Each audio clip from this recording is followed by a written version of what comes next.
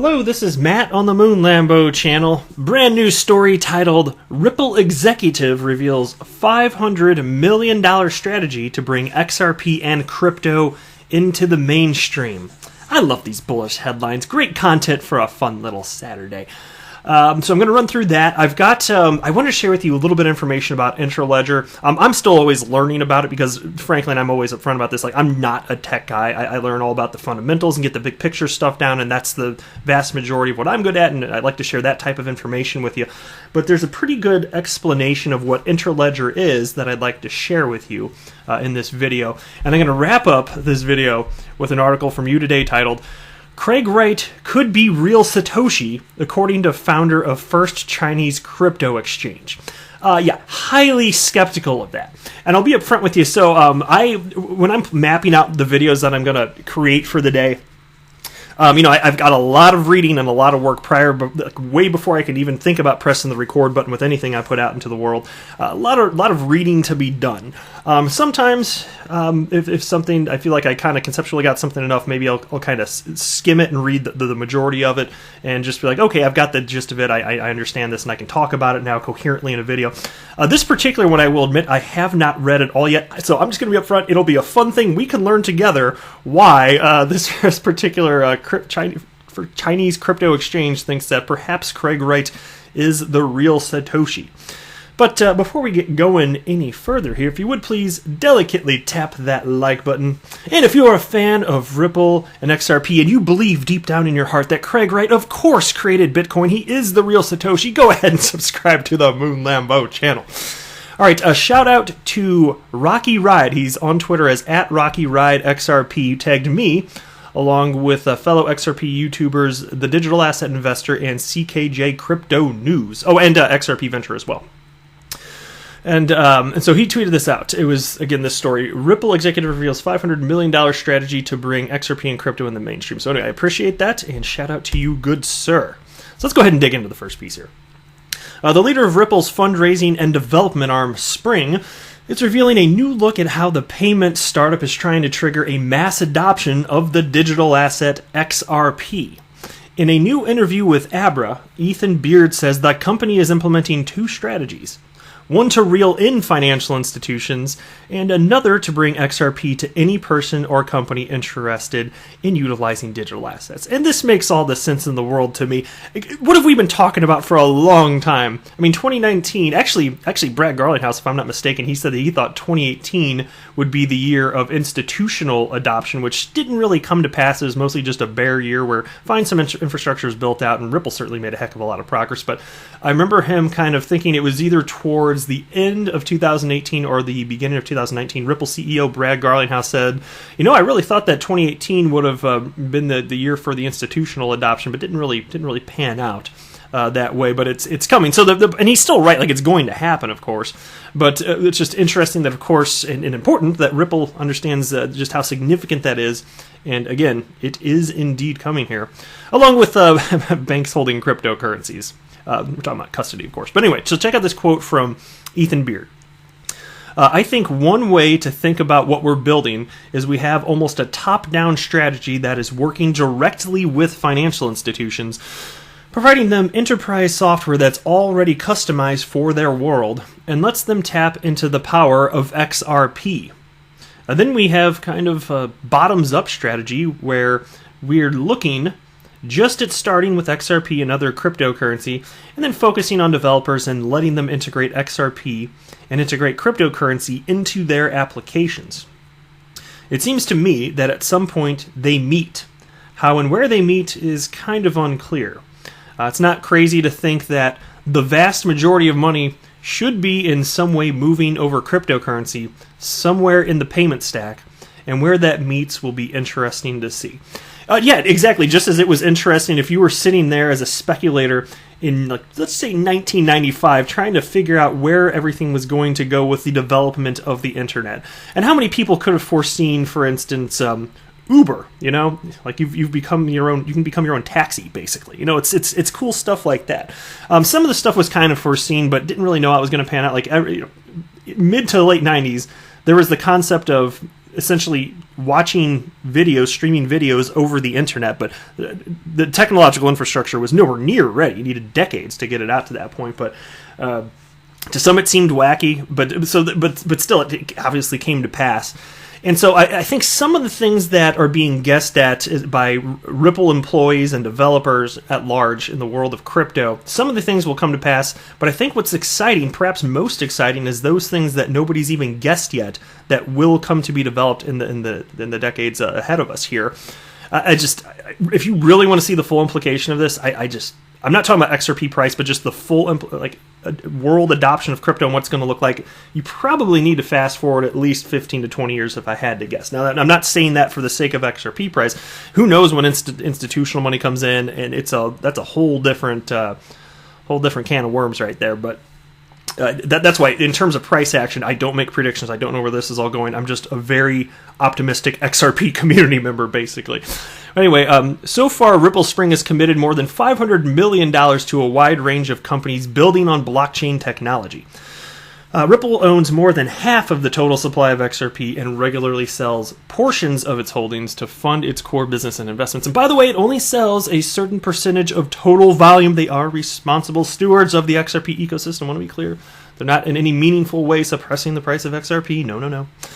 So here's another quote from Ethan Beard here about Spring just getting started. We spent the first year really just trying to get a lay of the land, trying to understand how we can work well with these companies, what's going on out there. And so some of our investing was very specifically in companies that are directly using XRP. I like the sound of that, don't you?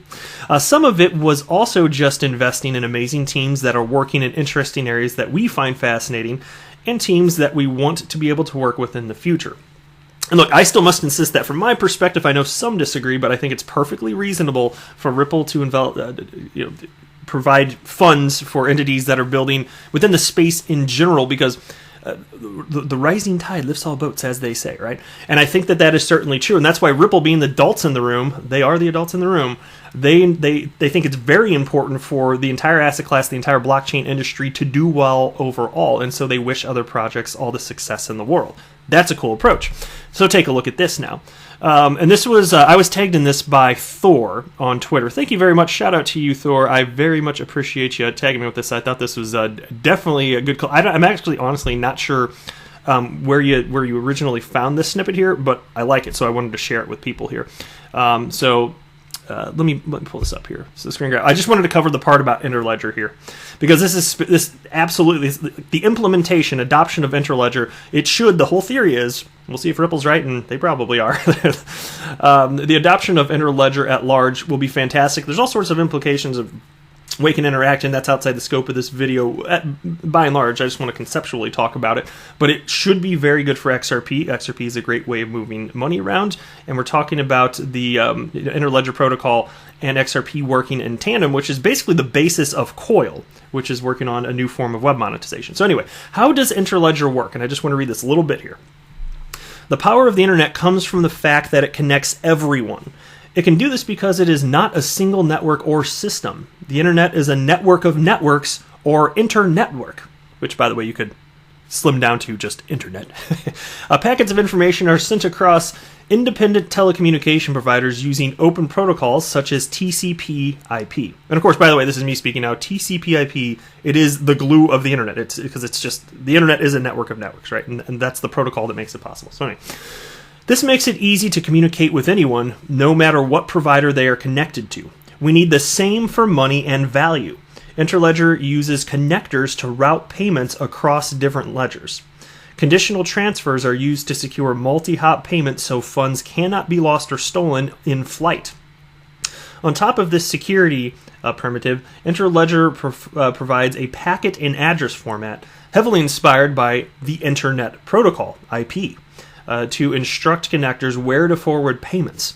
Interledger is an open suite of protocols for connecting ledgers of all types, from digital wallets and national payment systems to blockchains and beyond. This will make it easy to transact with anyone, no matter where we live or what type of money we use. Sending value will be as easy as sending information is today. This is the vision of the Internet of Value. Very well written, I think. I love that. That's a real nice synopsis in my mind. And that's another thing. I've mentioned this on the channel many times, but I think a lot of people don't realize that Interledger Proto is not solely about connecting various blockchains. It's about connecting ledgers of any kind, traditional ledgers from the legacy, the legacy world of finance, basically. And the way that they did that is just keeping the code rather simplistic, as minimalistic as possible. That's what David Schwartz, I've heard him talk about it in passing. That's one of the things that he pointed out. All right, next here, this is pretty cool. So this is from, I'll just read the Twitter handle. It's at BASQUIATEFUGE. I'm not going to try and say that. But anyway, he tagged me in this, and if you're looking at the screen here, you should take a look at this XRP hoodie being created. I thought it was the coolest thing in the world, and I appreciate you tagging me in this, good sir. I hope you're watching. So I want to send a shout out to you and just a very sincere thanks, because I watched this a couple times actually, and I thought it was pretty cool to see, because this is an industry that I am not involved with whatsoever, and so it's kind of neat to see how stuff is made anyway. But that is snazzy looking, is it not? That is the coolest thing. XRP to the moon hoodie. And there you go, right there. It's a 43-second video. So, yeah, well done, good sir. And thanks again. All right, next here, let's go ahead and run through this real quick. Craig Wright could be real Satoshi, according to founder of First Chinese Crypto Exchange. And I'm going to admit, I'm going into this very skeptically, okay? I doubt, we'll see if Moon Lambo's opinion changes by the end. I'm going to guess no. All right, let's go ahead and, so it says, Bobby Lee, the creator of the BTCC exchange, says that Craig Wright needs to come forward with more proof, but he won't dismiss his claims. Self-proclaimed Satoshi Craig Wright is an odious figure within the cryptocurrency space with very few big-name supporters apart from gambling tycoon Calvin Ayre. However, there is one reputable voice that doesn't want to automatically dismiss Craig Wright's claims. Bobby Lee, the creator of China's very first cryptocurrency exchange, BTCC.